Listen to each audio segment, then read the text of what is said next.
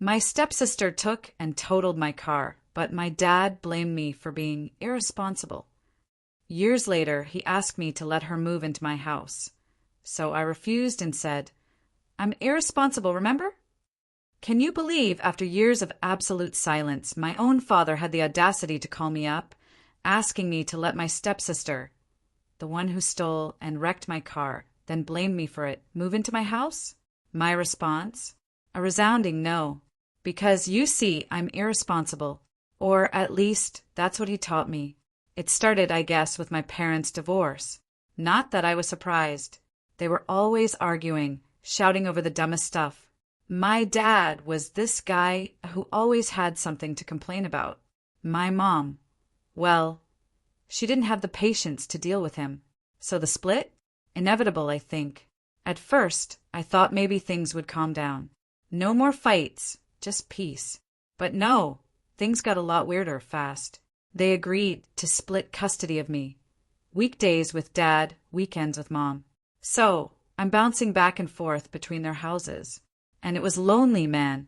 Being an only kid, I didn't have anyone to talk to about how messed up everything felt.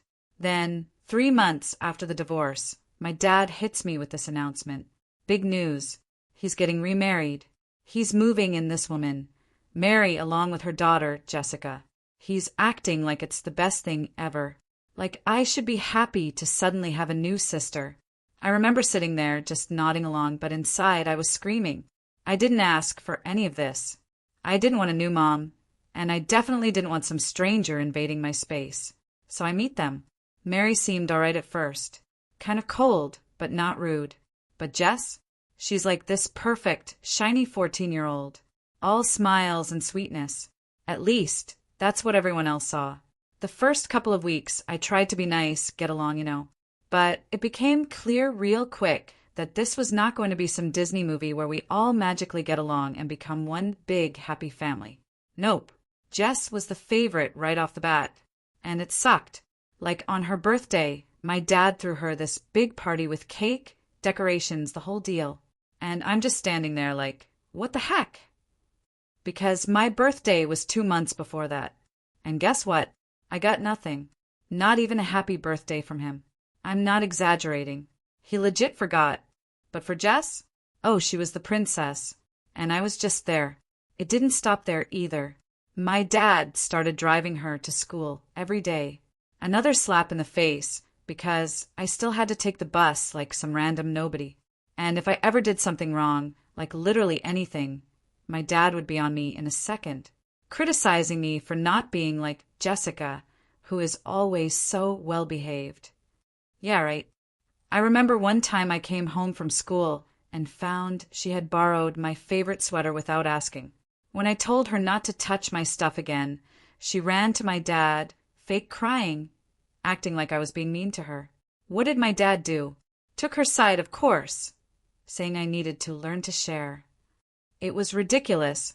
I mean, this girl was constantly taking my things, makeup, clothes, even my school supplies. And somehow, I was always the one who ended up being the problem. The worst part, my dad wasn't even trying to hide the favoritism. It was like he had completely forgotten I existed. Like I was no longer his daughter. Just this annoying person who was in the way. Jess was the perfect one who could do no wrong. While I was invisible unless I was being criticized. It wasn't just my dad either. Mary never missed a chance to make me feel small, either ignoring me or lecturing me about how I should be more like her daughter. By the time I was 16, I was pretty much checked out of my family. I stopped trying to bond with them or be part of their happy little world, because it was clear that I didn't fit. So I focused on myself. I got a job, started saving money, and after a while I managed to buy my own car. It wasn't anything fancy, but it was mine, and it felt like the only thing in my life I actually had control over. My mom chipped in to help me buy it, but I was covering all the insurance, gas, and other expenses myself. My dad didn't offer to help, of course. Why would he? He was too busy paying for everything Jess wanted. Honestly, I didn't care, though. Having that car was my little bit of freedom. Something that was just mine. But then Jess started to notice. She had wrecked her own car a few weeks after I got mine. Big surprise, right? So now she was bugging me to borrow mine. Oh, Laura, I really need it, just for today. I shut her down every time. I wasn't stupid. I knew she didn't give a darn about my stuff and would probably trash it just like hers. But she kept pushing. I stood my ground, though, telling her flat out no every time. Then one day I came home from school, and my car was not in the driveway. My heart sank immediately, because I knew what had happened. Sure enough, Jess had taken my car without asking. And when she got back later that night, around 10 p.m., the front of it was all smashed up. She didn't even apologize, just handed me the keys like nothing had happened. I stormed into the house, ready to explode, and went straight to my dad. I thought, finally, he's going to see how messed up this is and back me up. Right? Wrong.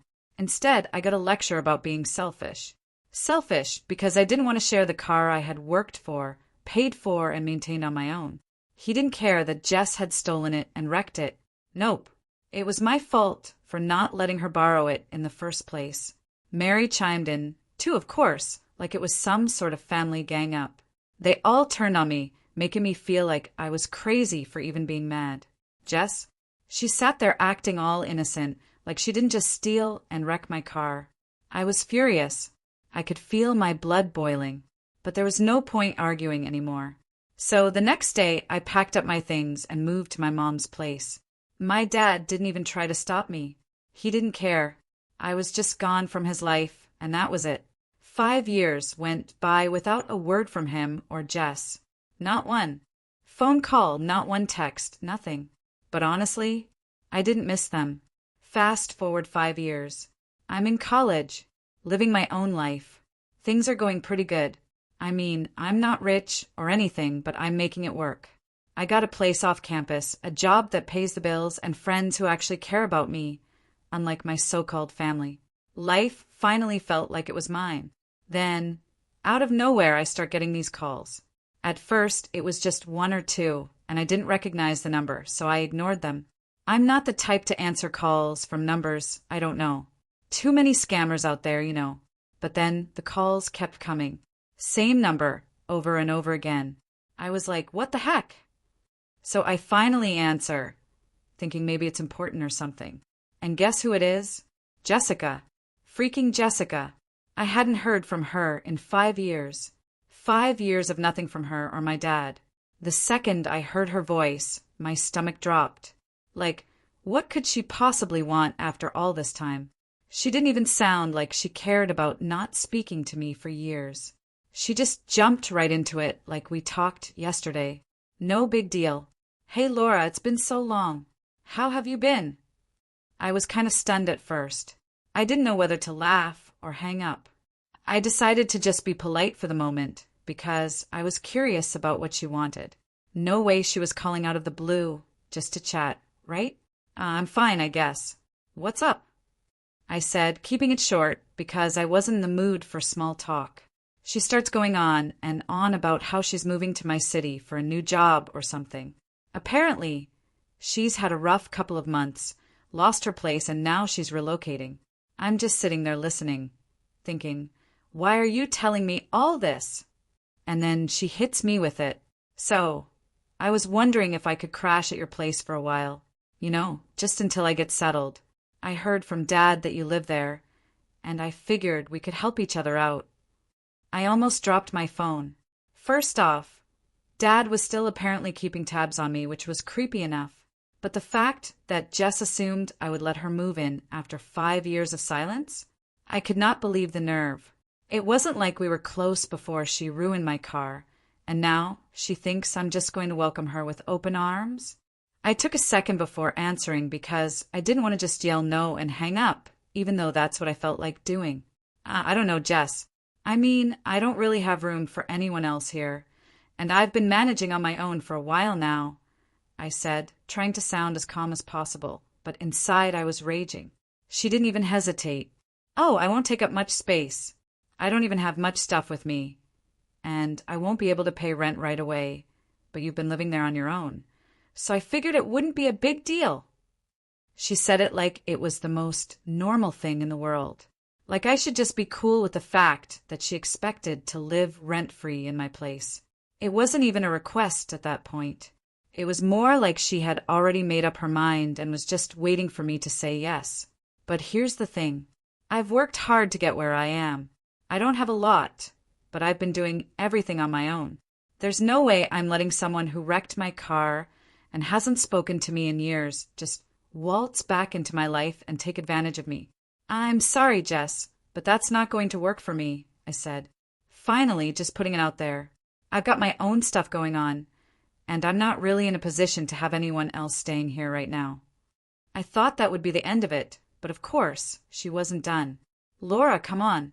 It's just for a little while. I won't be any trouble, I promise.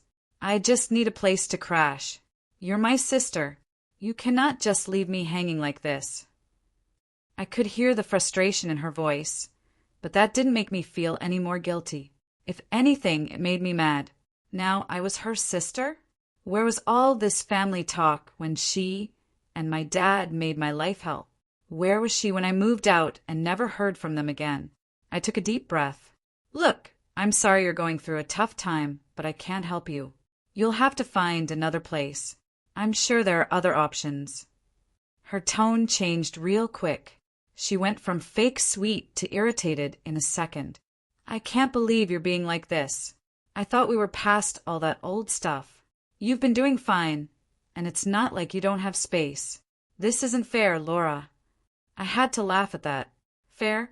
Since when was life ever fair for me? I was done. I wasn't going to let her guilt me into this. Jess, I don't owe you anything.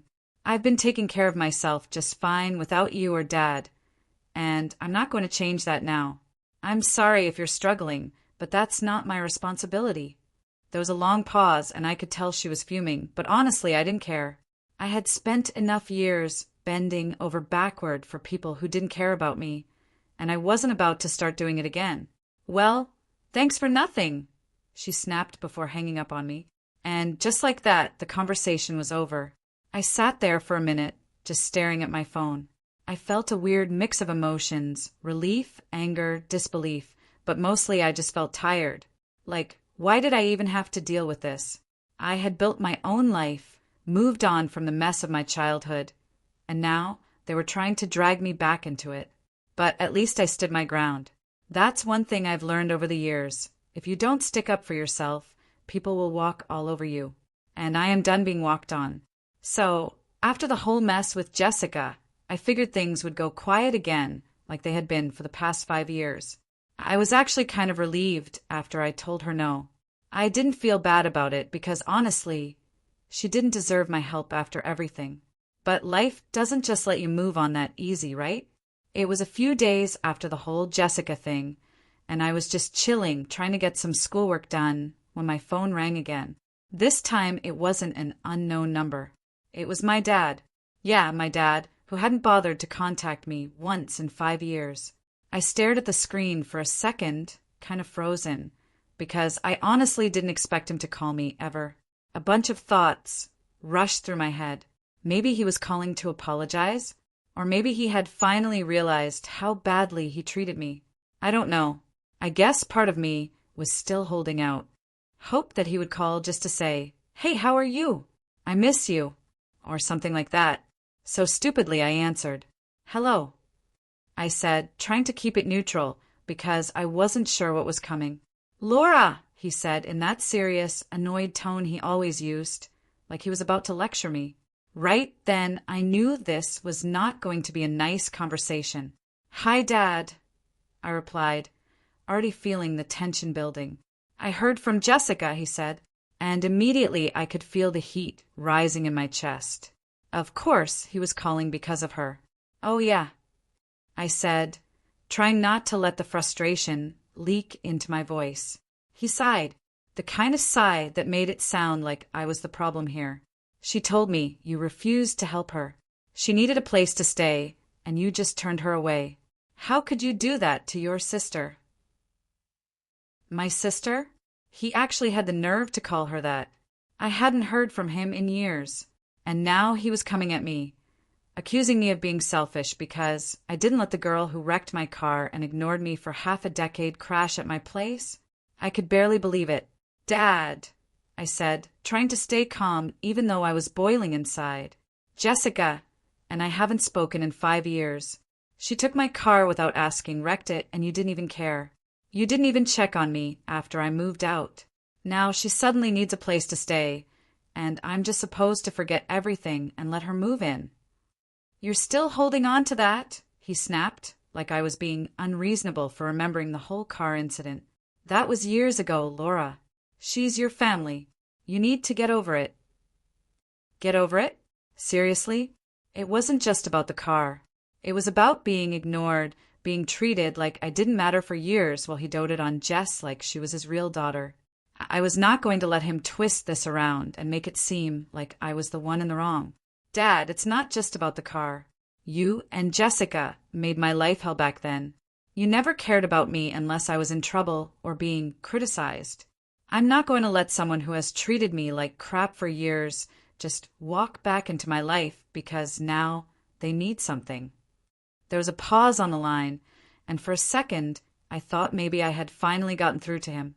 Maybe he would see things from my perspective for once. But nope. Instead, he exploded. "You are so selfish," he yelled.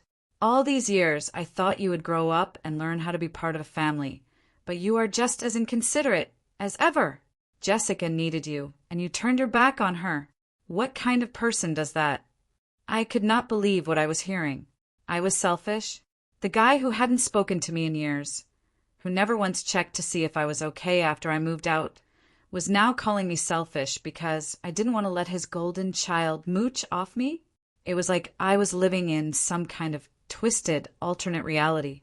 "Dad, you have no idea what my life has been like for the past 5 years, I said, my voice shaking now because I was so angry. "You have never even asked. You didn't care when I left. You didn't care when I struggled to get by on my own. And now you suddenly want to lecture me about family? You don't get to do that." He went quiet for a moment, but I knew he wasn't done. I could almost picture him pacing around, trying to come up with something to say that would make me feel like the bad guy. "You are going to regret this one day," he said, his voice low, but still full of anger. "When you realize you pushed your family away and there is no one left to help you, you will see how wrong you are. I am disappointed in you, Laura. I really am." That was it. That was the breaking point for me. I had spent years trying to figure out why my dad didn't love me the way he loved Jessica, why he treated me like I was a burden instead of his daughter. But in that moment, I realized I didn't need his approval anymore. I didn't need to keep trying to make him see my worth. If he was disappointed in me, that was his problem, not mine. "I'm done, Dad," I said, my voice steady now. "If you want to be disappointed in me for standing up for myself, then fine. But I'm not going to apologize for not letting someone who has been nothing but toxic into my life again. You and Jessica made your choices. Now I am making mine." There was silence on the other end, and I knew he wasn't going to apologize. That was not in his nature. Instead, he did what he always did. Hung up on me without another word. Just like that, the conversation was over, and so was my relationship with him. For good this time. I sat there for a while, just staring at my phone, trying to process everything. It was hard, No matter how bad things were, a part of me still wanted to believe that my dad would come around eventually. That maybe we could have a real father-daughter relationship someday. But after that call, I knew it wasn't going to happen. I was not sad, though. Not really. More like relieved. Like I could finally stop hoping for something that was never going to be. I had my own life now, and I didn't need his approval to be happy. I was free, and for the first time in a long time, I felt like I could actually move on. So, after that birthday call from my dad, I really thought I was done with him. I mean, it was pretty clear he wasn't interested in actually hearing me or understanding anything from my side. I had drawn my line in the sand, and I was ready to move on for good. Or at least that's what I thought. But life always seems to throw one more thing at you when you least expect it, right? And this time it came in the form of another call. But not from my dad. This time it was from my mom. Now, my relationship with my mom has always been kind of distant. She wasn't really involved in the whole mess with my dad and Jessica because, well, she had her own stuff going on. Her job kept her super busy, and honestly, she never seemed to want to get involved. She was more of a you handle your own problems type of person.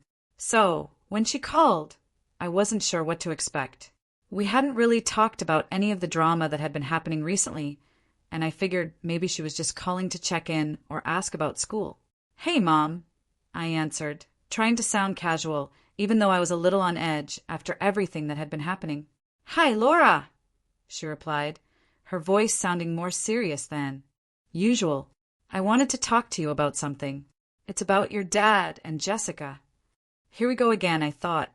"Yeah," I said, already bracing myself for whatever was coming next. "I know things have been rough between you and them," she started, "but your dad called me yesterday. He's really worried about you, Laura. He thinks you've been shutting everyone out." I couldn't help but roll my eyes. Worried about me? That was rich, coming from a guy who hadn't spoken to me in 5 years, except to yell at me for not letting Jessica move in. "Mom, I'm not shutting everyone out," I said, trying to stay calm. "I just don't want to deal with people who only care about me when they need something. Dad is only calling because Jessica wants something, and I'm not playing that game anymore." "I get that," she said, in that way people do when they clearly don't get it. "But family is family, Laura. You can't just cut them out of your life forever. At some point, you're going to need them." I couldn't believe she was saying this. After everything that had happened, after all the years of being ignored, suddenly I'm supposed to need them? "Mom, I don't need them," I said, a little sharper than I meant to. "I've been fine on my own. I'm in school. I'm working. I've built my own life. They haven't been there for me, so why should I be there for them now?" She sighed, and I could tell she was getting frustrated. "Look, I'm not saying what they did was right, but sometimes you have to be the bigger person. Holding on to all this resentment is only going to hurt you in the long run." There it was again, another person telling me to just let it go, like it was so easy, like years of neglect and being treated like an outsider in my own family could just be forgotten because family. "Mom, this is not about resentment," I said, trying to keep my voice steady. "It's about respect. They have never respected me, and I'm not going to keep letting them walk all over me just because we're related. I've spent too long trying to be the bigger person, and it has gotten me nowhere." She didn't say anything for a minute, and I could hear her thinking it over. I hoped for a second that maybe she would finally understand, but then she said the last thing I expected. "You know, your dad is right," she said quietly. "You have always been so stubborn. You never let anyone in. That's why things are like this." I was stunned. Stubborn? Me. I had been bending over backward for years, trying to fit into a family that never wanted me. And now I was the stubborn one? "Are you serious right now?" I asked, my voice shaking with disbelief. "I'm the one who has been stubborn. I'm the one who is wrong here." "I'm just saying," she replied, her voice calm, like she was giving me some kind of life lesson. "If you don't learn to let people in, you're going to end up alone." That was it, the final straw. I could not believe that even my mom, the one person who should have understood what I had been through, was blaming me for everything. "Mom, if letting people in means getting treated like garbage, then yeah, maybe I will end up alone."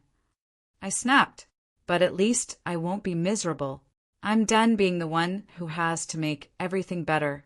If they want to fix things, that's on them, not me." She didn't say anything after that. I think she realized she had pushed too far. But honestly, I didn't care anymore. I was done with all of it. "I gotta go," I said, cutting the conversation short before she could say anything else. "Laura," but I didn't wait for her to finish. I hung up and just sat there, staring at my phone, trying to wrap my head around the fact that even my own mom was siding with them. At that moment, I realized something. I didn't need their approval. Not from my dad, not from Jessica, and not even from my mom. I had spent too long trying to get people to see me, to value me, and all it had done was make me feel worse. So, yeah, maybe I was stubborn. Maybe I was shutting people out. But if that meant protecting myself from getting hurt again, then so be it.